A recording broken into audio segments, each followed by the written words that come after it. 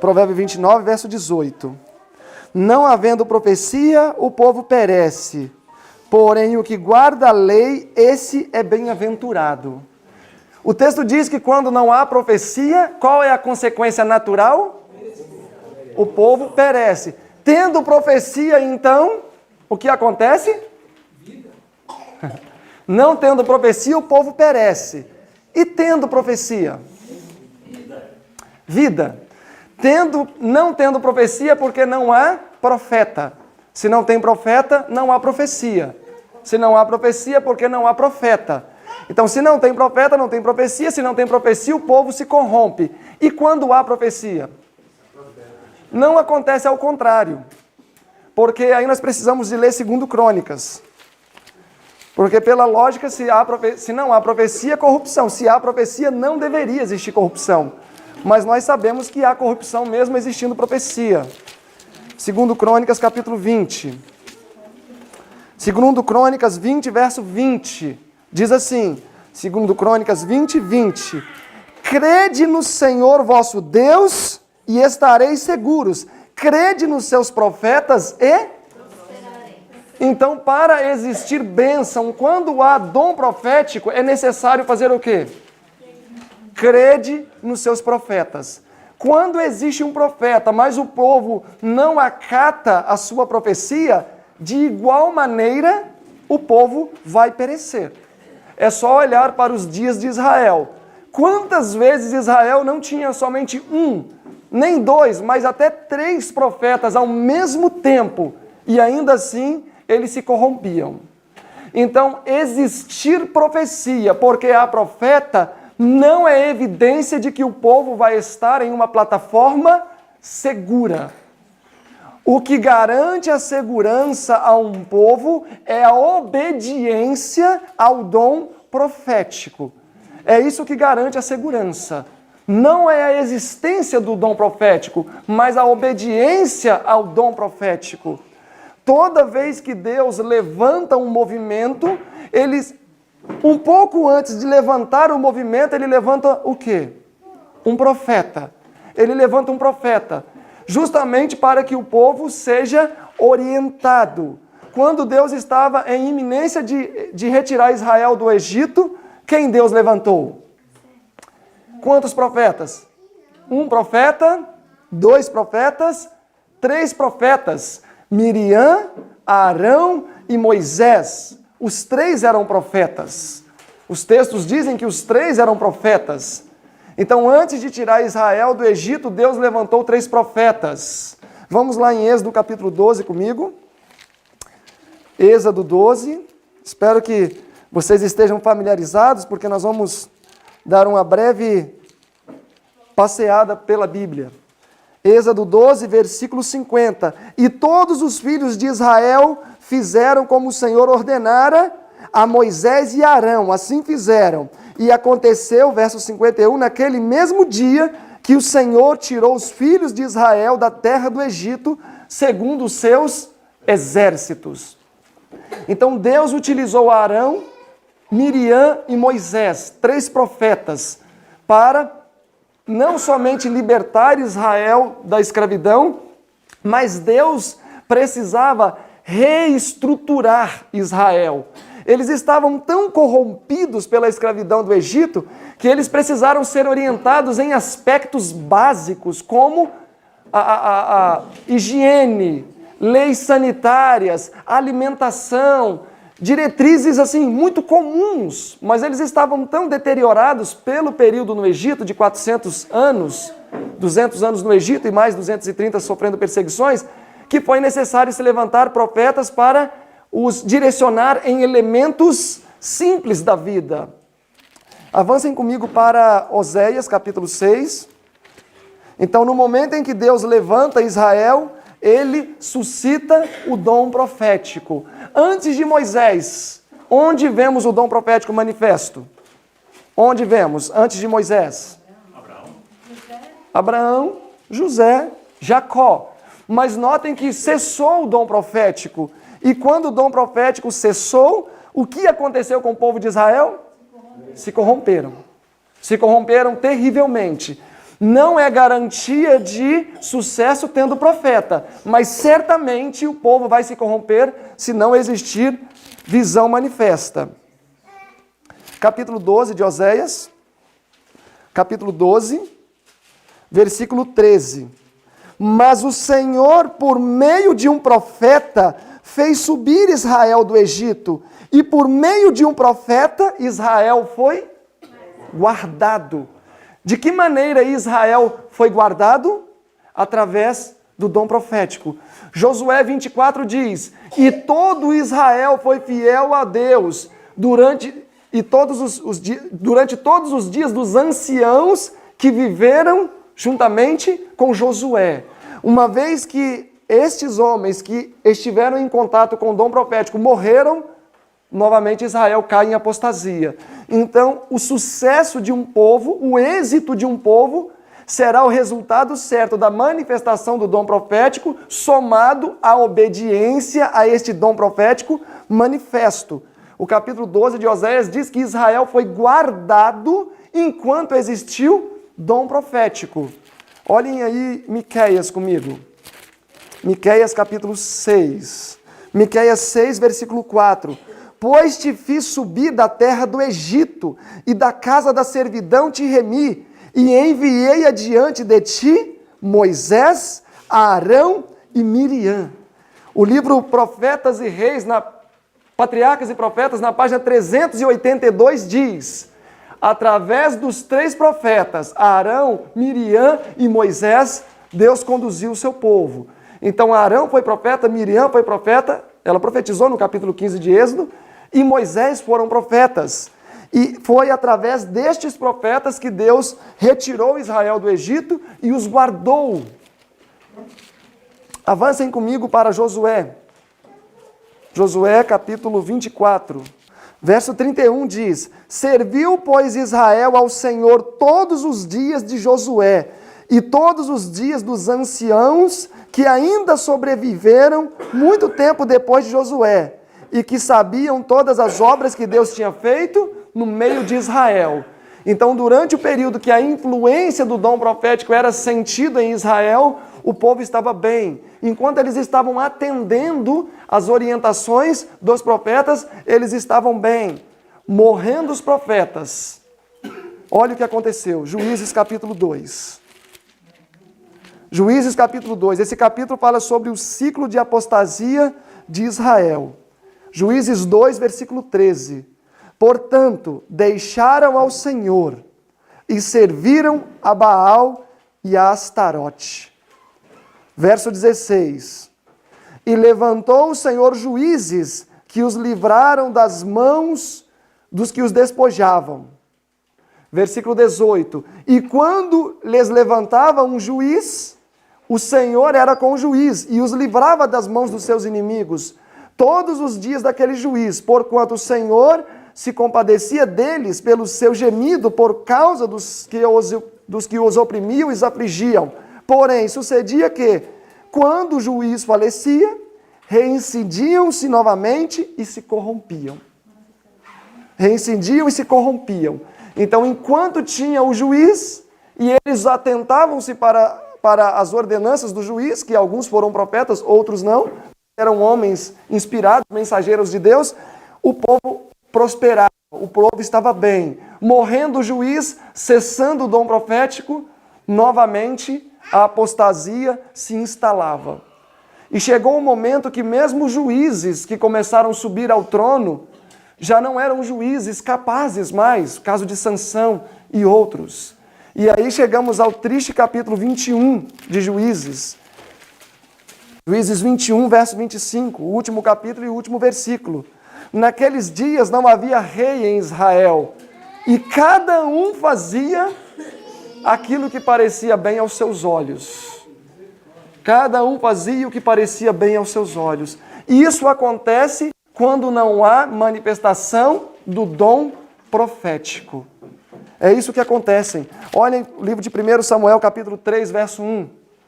E o jovem Samuel servia ao Senhor perante Eli, e a palavra do Senhor naqueles dias era muito valiosa, porque não havia visão manifesta. Não havia o dom profético manifesto naqueles dias. A palavra de Deus era valiosa. Se nós olharmos um pouquinho antes aqui, nós vamos ver que a apostasia havia se instalado em Israel. Os líderes religiosos, Eli e seus 2 filhos, estavam acumulando apostasia sobre apostasia, especialmente os filhos de Eli. Eles profanavam de diferentes maneiras o templo onde outrora era a habitação do Altíssimo. Eles até levavam mulheres com as quais eles se deitavam naquele recinto santo, como diz o capítulo 2. Eles profanaram de diferentes maneiras aquele lugar. E então eles foram abatidos pela palavra do profeta. Oséias 6 diz assim: por isso eu os matei pela palavra do profeta. Sim, os abati pela palavra do profeta. Deus, através do profeta, abateu Israel. O profeta, nesta terra, é como se fosse a boca de Deus. O profeta é como se fosse a boca de Deus. É aquele que fala em nome de alguém, em nome de Deus. É um mensageiro do Senhor. Então, no momento em que não havia dom profético, que Deus não havia suscitado o dom profético, Israel estava em uma situação deplorável. Mas o Senhor se compadeceu do seu povo. E o capítulo 3 de 1 Samuel, no verso 19 diz: e crescia Samuel, e o Senhor era com ele, e nenhuma de tuas palavras deixou cair em terra. Verso 20: e todo Israel, desde Dan até Berseba, conheceu que Samuel estava confirmado por profeta do Senhor. E continuou o Senhor a aparecer em Siló, porquanto o Senhor se manifestava a Samuel em Siló pela palavra do Senhor. Então, quando o dom profético novamente foi ressuscitado em Israel, Israel começou a sair da fantasia que estavam. Eles começaram a buscar fazer a vontade de Deus. Com o dom profético, aqueles que passaram a ouvir as visões do profeta e respeitar, começaram a ser novamente reavivados. Sem dom profético, apostasia. Com o dom profético e obediência ao dom profético, o povo novamente prospera. Então nós vamos encontrar esse ciclo na história de Israel. Quando tinha o dom profético manifesto e havia obediência a esse dom profético, o povo prosperava. Quando não havia manifestação profética, o povo sempre se encontrava em quadro de apostasia. Avancem um pouco mais comigo para 1 Reis. 1 Reis, capítulo 17. Nós estamos aqui depois dos dias de Salomão. Salomão e depois Aías foram as últimas vozes proféticas que se ouviu em Israel até o surgimento do profeta Elias. Foram os únicos, a única voz da profecia naqueles dias. Morrendo Aías, novamente cessou a voz profética em Israel. E o povo novamente mergulhou em apostasia.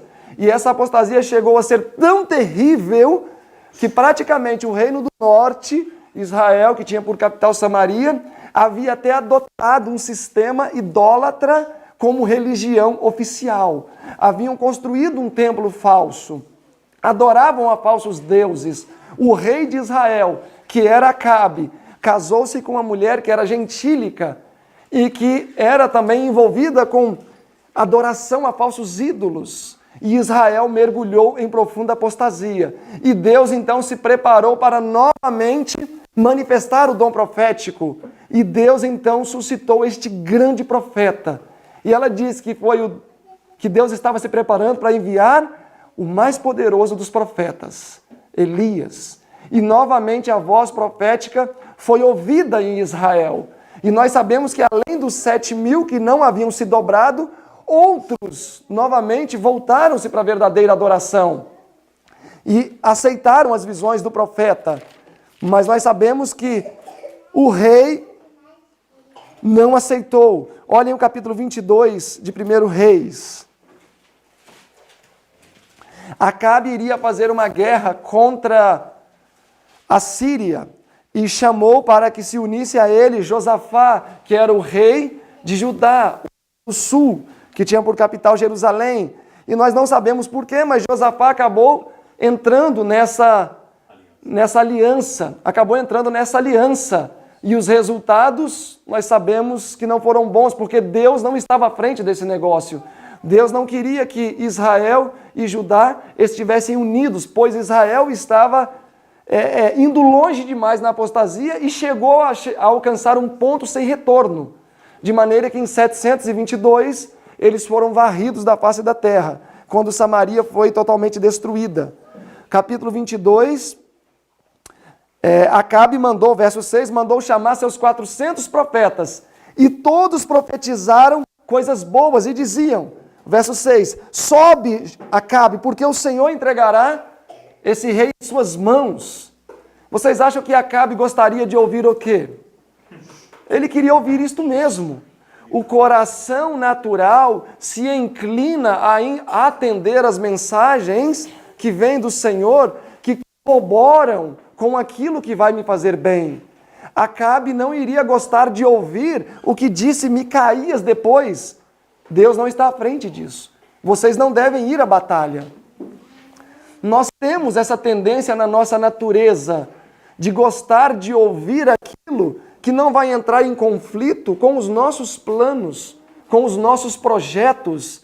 Ninguém gosta de ouvir algo que vai desmontar talvez muitos anos de projeção que você tem. E aí vem uma mensagem que desmonta tudo aquilo. Nós não gostamos de ouvir isso. E Acabe também não gostaria de ouvir isso. Ele estava desejoso de ir à batalha. Nesse período, Israel estava próspero, tinha muitos soldados, muita riqueza, puderam contratar muitos soldados, a possibilidade de vitória era grande. O coração dele era inclinado a ir para esta batalha. Por isso que os seus profetas disseram, sobe, porque Deus vai entregar em suas mãos este reino. Mas Jeosafá, que era um homem que tinha mais discernimento espiritual, disse, não há ainda outro profeta? Porque ele desconfiou, 400 profetas e todos disseram a mesma coisa. E aí o verso 8, então disse Acabe a Josafá, há ainda um outro homem por quem podemos consultar o Senhor, porém eu odeio ele, porque ele nunca profetiza o que é bom, mas só fala o que é mal. E o nome dele é Micaías. Então o rei de Israel chamou um oficial e disse, traze-me aqui depressa Micaías, filho de Imlá. Micaías era um profeta, sim, verdadeiro. Ele não falava aquilo que o seu ouvinte gostaria de ouvir, mas ele falava aquilo que o Senhor tivera dito para ele dizer. Ele estava disposto a se expor para que a mensagem de Deus fosse dada. E nós sabemos, né, vocês conhecem essa história, que ele até titubeou um pouco por causa das ameaças que ele sofreu. O capítulo 13 diz, o verso 13, e o mensageiro que foi chamar a Micaías falou-lhe dizendo, vês aqui que a palavra dos profetas, a uma só voz predizem coisas boas para o rei. Seja, pois, a tua palavra como a palavra de um deles, e só fala o bem. E só fala o bem. Foi coagido a falar. Mas quando o Senhor repreendeu Micaías, ele falou, olha, vocês não devem ir à batalha, e se vocês forem, os resultados não vão ser bons. E assim foi. Acabe insistiu em ir à batalha e acabou morrendo nessa batalha. E o Senhor continuou a trabalhar por meio do profeta Elias. Elias foi assunto ao céu, subiu. E aí em seu lugar ficou Eliseu. E mais tarde, o capítulo 17 de 2 Reis. 2 Reis, capítulo 17. Verso 13, 2 Reis, capítulo 17, verso 13. E o Senhor advertiu a Israel e a Judá pelo ministério de todos os profetas e de todos os videntes, dizendo, convertei-vos de vossos maus caminhos e guardai os meus mandamentos e os meus estatutos conforme toda a lei que te ordenei a vossos pais e que eu vos enviei pelo ministério dos meus servos, os profetas. Verso 14. Porém não deram ouvidos. Aqui nós temos um exemplo em que existia a manifestação do dom profético, mas o povo não queria O povo não queria obedecer. Verso 18. Portanto, o Senhor muito se indignou contra Israel e os tirou de diante de sua face. Nada ficou senão somente a tribo de Judá. Por causa da rejeição de ouvir o dom profético, Israel foi varrido no ano 722. Eles foram levados como cativos para a Síria e um pouco de assirianos foram levados também para Israel, para Samaria, e Israel se tornaram mais tarde os samaritanos. Eles não se atentaram para as advertências que o Senhor tivera trazido. E quando nós avançamos com a experiência de Judá, nós vamos ver a mesma coisa. Olhem em 2 Crônicas comigo. Judá andou pelo mesmo caminho. 2 Crônicas, capítulo 36.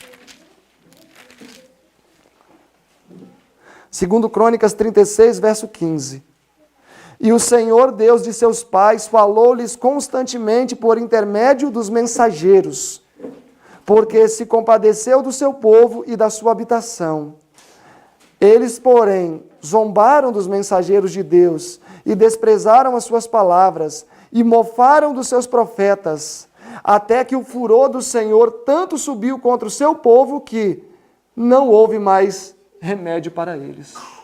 Existe um ponto que nós chegamos de maneira individual ou como povo, que esse versículo vai se aplicar também a nós. Existe um momento que não vai ter mais remédio. Não porque Deus não esteja disposto a falar, não porque Deus não esteja disposto a novamente mandar profetas ou manifestar o dom profético, mas é porque Ele sabe que vai chegar um momento que vai se cumprir aquilo que Estevão diz, povo de dura cerviz. E Israel chegou um momento que eles se tornaram um povo de dura cerviz. Eles tinham tanta luz. Na verdade, o livro Testemunhos Seletos, volume 2, na página 155, a irmã White diz assim: Deus levantou Israel de dentro de muitas nações para que eles fossem a luz do mundo. Era o objetivo de Deus que Israel se tornasse a luz do mundo. E eles colocaram esta luz embaixo do velador, de maneira que já não haveria mais remédio para eles. Eles rejeitaram o dom profético, rejeitaram os profetas. A partir de Eliseu, Deus continuou levantando profetas para os dois reinos, o reino do norte e o reino do sul, Judá e Samaria. O profeta Oséias foi levantado para advertir Israel. O profeta Amós, o profeta Miqueias, lá pelo ano 740, começou a profetizar. O profeta Isaías, lá pelo ano 745, começou a profetizar e profetizou incisivamente para Israel, para que eles se voltassem da apostasia, mas foram caminhando cada vez mais fundo, de maneira que o livro de Reis, no último capítulo diz, no penúltimo capítulo diz que até homossexuais eles estavam levando para viver no templo, e eles ficavam ali fazendo atividades, fazendo casinhas para se colocarem ídolos. Tal era a apostasia em Israel. E em 720 a voz profética já não foi mais ouvida porque houve uma rejeição consciente. Mais tarde, esses mesmos profetas continuaram profetizando agora para Judá. E no ano 586 a.C., nós sabemos que Jerusalém foi varrida. E viria a ser varrida novamente no ano 70 depois de Cristo. Tudo isso porque houve rejeição da voz profética. Nos dias de Jesus, rejeitaram o maior de todos os profetas, Jesus. E depois de Jesus, aquele que era... como que eu posso colocar? Que não foi tão grande quanto Jesus, mas não houve outro como ele, senão Jesus. João Batista. Também rejeitaram a mensagem de João Batista. A irmã White fala que João Batista foi levantado, e a Bíblia também, para preparar o caminho de Jesus. E quando ele começou a sua pregação, o desejado, na página 222 ou 226, se não me falha a memória, ela diz que... 224. Ela diz que João Batista, quando anunciou sua mensagem, é vindo o reino de Deus, ela fala que Satanás temeu pelo seu reino. ela fala que Satanás pensou que aquele já fosse o Messias e que ele seria destruído, de tão poderosa que era a mensagem de João Batista. João Batista foi um homem levantado a seu tempo. E eles fizeram o que com João Batista? Rejeitaram sua mensagem. Desprezaram o dom profético. Desprezaram o dom profético. O resultado foi que Israel, então, teve a porta da graça fechada como nação. E no ano 70 foram varridos da face da terra. Então, meus irmãos, hoje não é diferente. Nesses últimos dias, Deus levantou um profeta com uma mensagem especial. Num momento especial, assim como Deus retirou Israel do Egito pela mão de um profeta, Deus em 1844 levantou um movimento pela mão de um profeta também.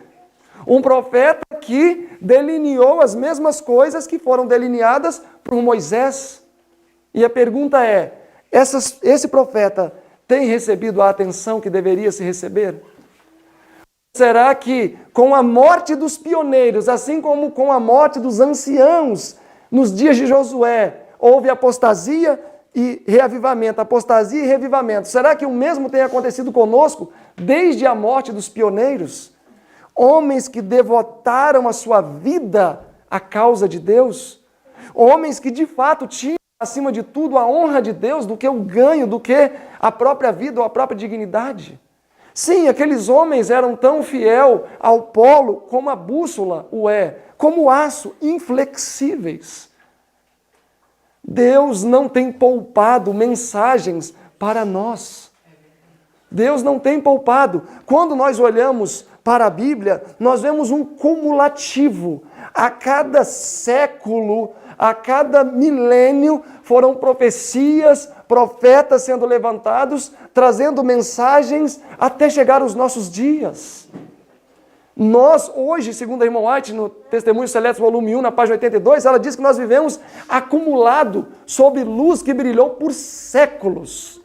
E que Deus espera que vivamos em harmonia com essa luz.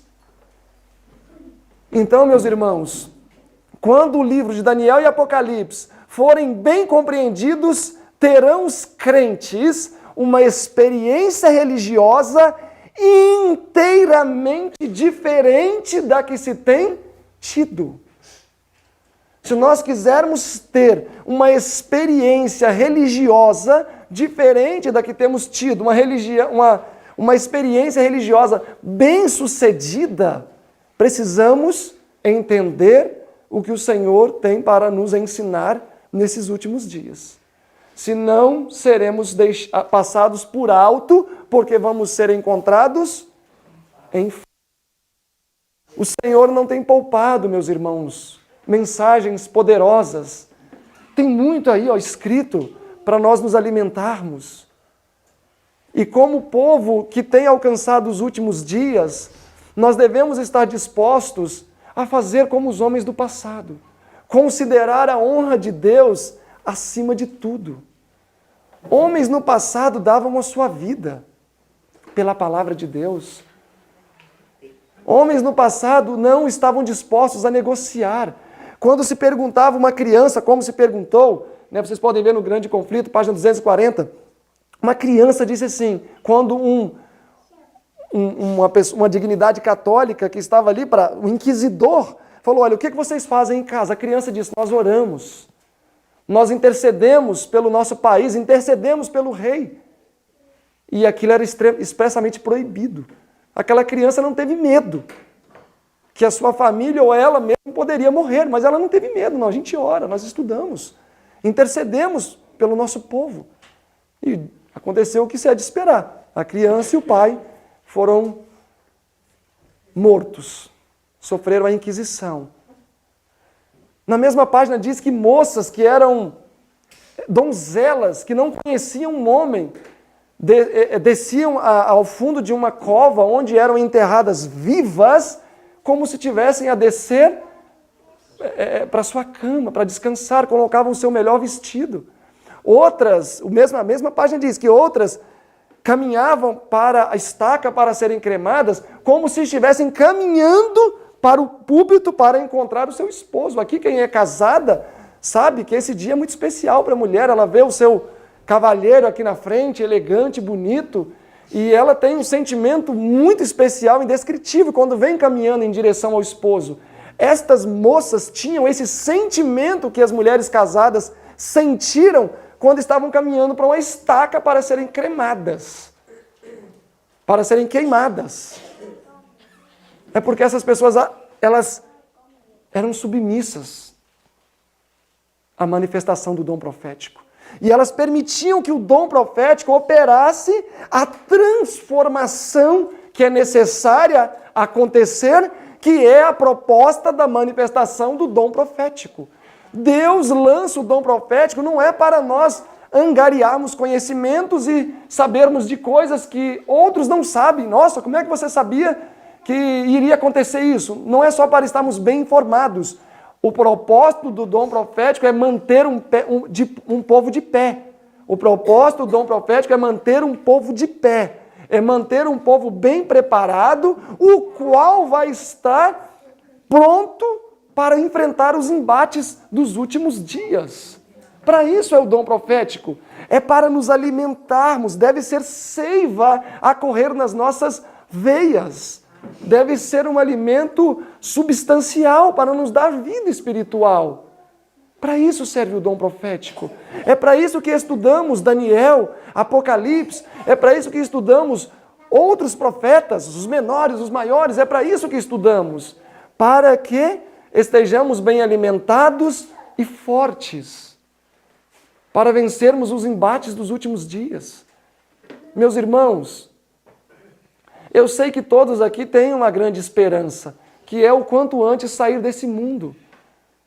Esse mundo é de tristeza, dor. A irmã White amava os filhos, e o marido também. Mas quando ela teve a oportunidade de ir lá no céu um pouquinho, a hora que Jesus falou, olha, é momento de você voltar, ela disse o quê?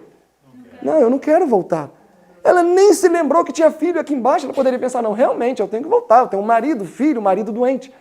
Mas o céu é um lugar tão maravilhoso que ela nem sequer se lembrou que tinha família aqui embaixo. E é esse lugar maravilhoso que Deus tem preparado para nós. Eu sei que todos têm o desejo de sair desse mundo. Cada um tem a sua experiência religiosa. E é claro que eu nem tenho tanto tempo assim de igreja, vou fazer 10 anos eu vou fazer que eu estou na igreja, mas já é o suficiente para eu saber que este mundo não presta.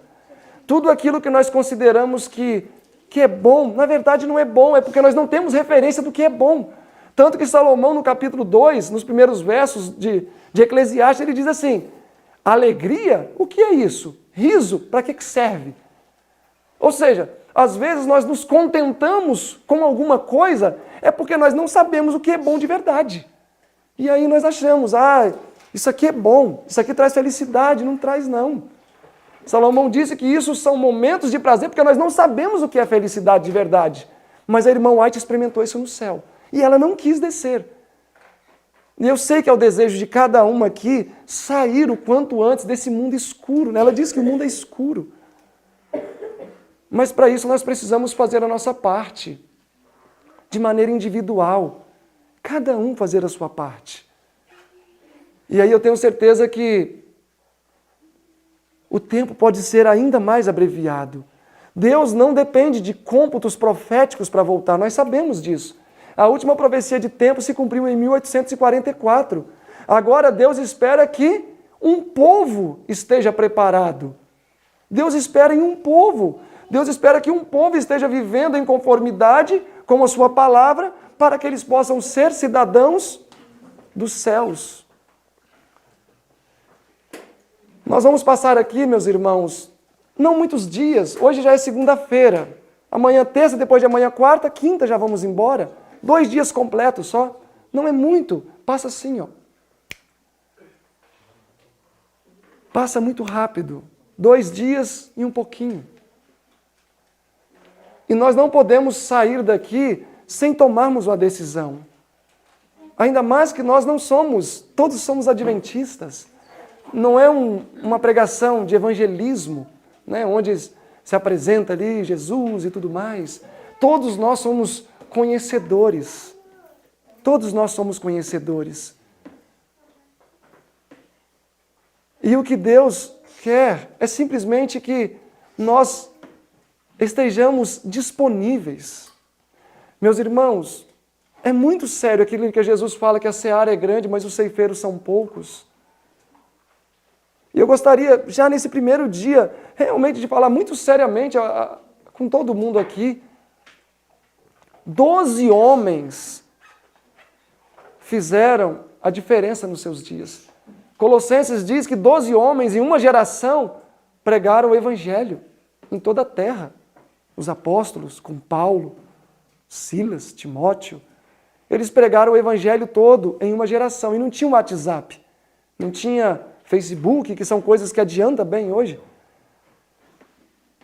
Mas nós podemos fazer a diferença. Vamos permitir que Deus possa contar conosco. Cada um aqui são pessoas inteligentes, capazes. Não tem ninguém aqui que sejam pessoas ignorantes, que não podem pregar, dar estudo bíblico, ser uma luz forte. Não privem Deus de vocês. Não privem. Não privem Deus de vocês. Permita que o Espírito Santo possa operar. Deus precisa de nós. Senão Ele já teria voltado. Não vamos privar Deus dos nossos talentos. O clamor tem vindo de muitos lugares. O clamor da Macedônia, o clamor da Grécia, o clamor da Ásia Menor, o clamor da África. Existem clamores vindo de diferentes lugares. Deus precisa de cada um aqui, com os seus talentos, com a sua forma de pensar, com suas ideias. Homens estrategistas, mulheres que podem ser Anas, jovens que possam ser Daniéis. Deus precisa de nós. Deus precisa de você, Alexandre.